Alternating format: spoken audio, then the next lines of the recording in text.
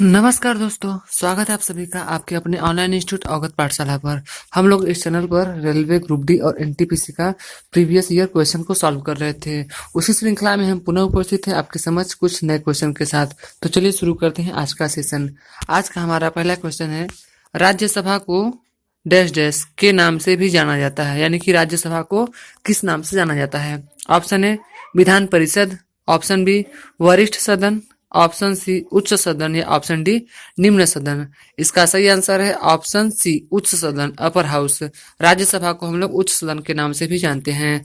जो संसद है उसके दो भाग हैं हमारे, लोकसभा और राज्यसभा, जिसमें से हमारा जो राज्यसभा है उसे हम लोग उच्च सदन के नाम से जानते हैं।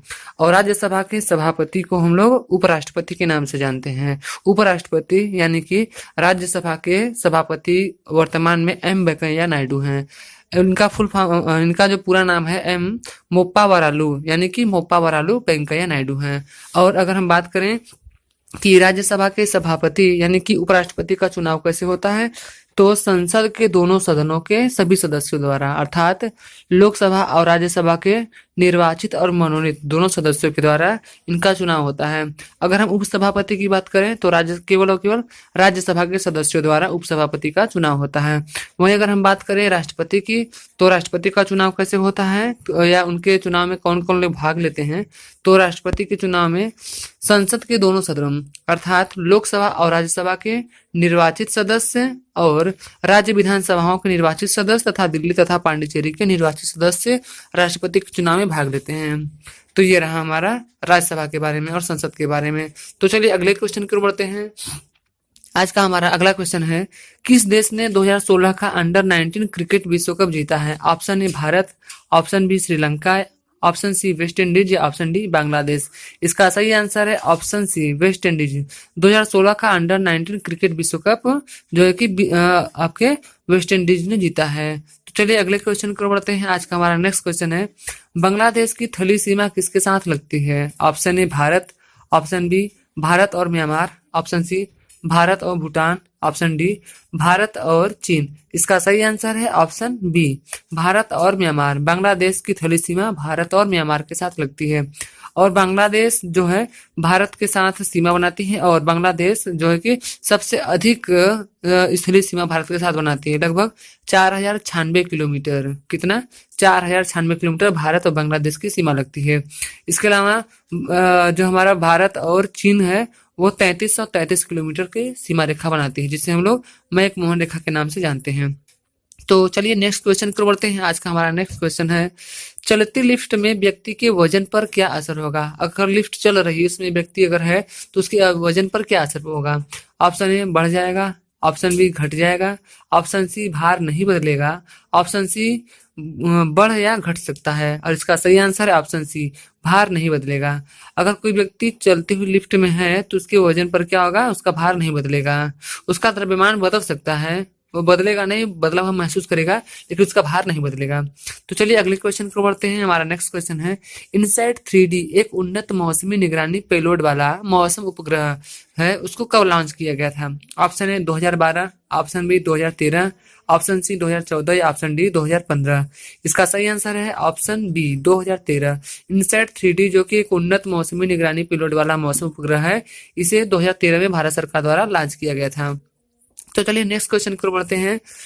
हमारा नेक्स्ट क्वेश्चन है, कथन और उनके कुछ निष्कर्ष नीचे दिए गए हैं। कथन है आपका, कथन एक, भगवान ने मनुष्य जाति को समय तो एक समान वितरित किया है परंतु धन नहीं। ऑप्शन बी, लेकिन भगवान ने सहज ज्ञान देकर इसकी भरपाई कर दी। चलते निष्कर्ष की ओर बढ़ते हैं। हमारा पहला निष्कर्ष है, भगवान ने मनुष्य जाति को धन का एक समान वितरण न करके न्याय नहीं किया। ऑप्शन बी, बुद्धिमानी से पैसे का प्रबंधन करने के लिए सहज ज्ञान और उपयोग करना चाहिए। निर्णय की ओर बढ़ते हैं। हमारा कौन सा निर्णय सही है। ऑप्शन ए, केवल निष्कर्ष एक अनुसरण करता है। ऑप्शन बी, केवल निष्कर्ष दो अनुसरण करता है। ऑप्शन सी, एक और दो दोनों अनुसरण करते हैं। ऑप्शन डी है आपका, न तो एक और न ही दो अनुसरण करता है। इसका सही आंसर है ऑप्शन बी, केवल निष्कर्ष दो अनुसरण करता है। चलिए अगले क्वेश्चन को बढ़ते हैं। हमारा नेक्स्ट क्वेश्चन है, नासा NASA का मुख्यालय कहाँ है। New York, option B Washington, option C Boston या ऑप्शन डी टेक्सास। इसका सही आंसर है ऑप्शन बी वाशिंगटन। नासा का मुख्यालय वाशिंगटन में है। अगर हम बात करें वाशिंगटन, तो वाशिंगटन हमारा जो है कि अमेरिका की राजधानी है, वाशिंगटन डीसी। और कभी कभी पूछ लिया जाता है वाशिंगटन डीसी में डीसी का फुल फॉर्म क्या है। वैसे तो डीसी का फुल फॉर्म साइंस में पढ़े होंगे, जो है कि डायरेक्ट करंट होता है, लेकिन वाशिंगटन डीसी में डीसी का फुल फॉर्म होता है डिस्ट्रिक्ट ऑफ कोलंबिया। और नासा की फुल फॉर्म की अगर हम बात करें तो जो आपका नासा है आपका अमेरिका के वाशिंगटन शहर में स्थित है। चलिए अगले क्वेश्चन को पढ़ते हैं। हमारा नेक्स्ट क्वेश्चन है, प्रोजेक्ट लून डैश डैश डैश की खोज इंजन परियोजना है जिसके माध्यम से उच्च ऊंचाई वाले हीलियम से भरे गुब्बारे का उपयोग कर ग्रामीण और दूर दराज के क्षेत्रों में इंटरनेट की पहुंच प्रदान की जाती है। Option A Google, option B Microsoft, option C Apple या ऑप्शन डी याहू। इसका सही आंसर है ऑप्शन ए गूगल। प्रोजेक्ट जो है आपका लून है यह गूगल की एक खोज इंजन परियोजना है। चलिए अगले क्वेश्चन को बढ़ते हैं। हमारा नेक्स्ट क्वेश्चन है, विश्व कप क्रिकेट में लगातार 4 शतक बनाने वाला पहला क्रिकेटर कौन था। Option A Kumar Sangakkara, option B AB de Villiers या option C Ross Taylors, option D Saeed Anwar. इसका सही आंसर है ऑप्शन ए कुमार संगकारा। कुमार संगकारा ने विश्व कप क्रिकेट में लगातार 4 शतक पहली बार बनाया था और ये पहले खिलाड़ी बन गए थे। चलिए नेक्स्ट क्वेश्चन को बढ़ते हैं। हमारा अगला क्वेश्चन है, स्टेनलेस स्टील क्या है। ऑप्शन ए यौगिक, ऑप्शन बी मिश्रण, ऑप्शन सी तत्व या ऑप्शन डी मिश्र धातु। इसका सही आंसर है ऑप्शन डी मिश्र धातु। स्टेनलेस स्टील जो आपका है एक मिश्र धातु है। चलिए अगले क्वेश्चन को बढ़ते हैं, खजुराहो के स्मारक कहाँ पर पाए जाते हैं। Option A Maharashtra, option B Bihar, option C Madhya Pradesh या ऑप्शन डी गुजरात। इसका सही आंसर है ऑप्शन सी मध्य प्रदेश। खजुराहो के जो स्मारक हैं या खजुराहो के मंदिर जो है कि आपके मध्य प्रदेश में बनाए गए हैं। और खजुराहो मंदिर भी है जिसे कि चंदेल शासकों ने बनवाया था, जो कि कहाँ है आपका मध्य प्रदेश में स्थित है। चलिए अगले क्वेश्चन को बढ़ते हैं, कौन सी नदी अरब सागर में नहीं गिरती है। कौन सी नदी अरब सागर में नहीं गिरती है। Option A Narmada, option B Tapti, option C Periyar या ऑप्शन डी महानदी। इसका सही आंसर है ऑप्शन डी महानदी। महानदी जो है कि आपका अरब सागर में नहीं गिरती है। और बाकी जो आपकी 3 नदियां दी गई हैं, नर्मदा, ताप्ती, पेरियार, ये सारी की सारी नदियां आपका अरब सागर में गिर जाती हैं। नदियों का जो क्लास है हम लोगों ने आपको सेपरेट वीडियो दे दिया है। आप अवगत पाठशाला के प्लेलिस्ट में जाकर के ज्योग्राफी की क्लास में नदी वाले सेक्शन को अच्छे से अध्ययन कर सकते हैं। चलिए अगले क्वेश्चन को बढ़ते हैं, पृथ्वी के तलीय क्षेत्र में भारत का हिस्सा लगभग कितना है अनुमानतः।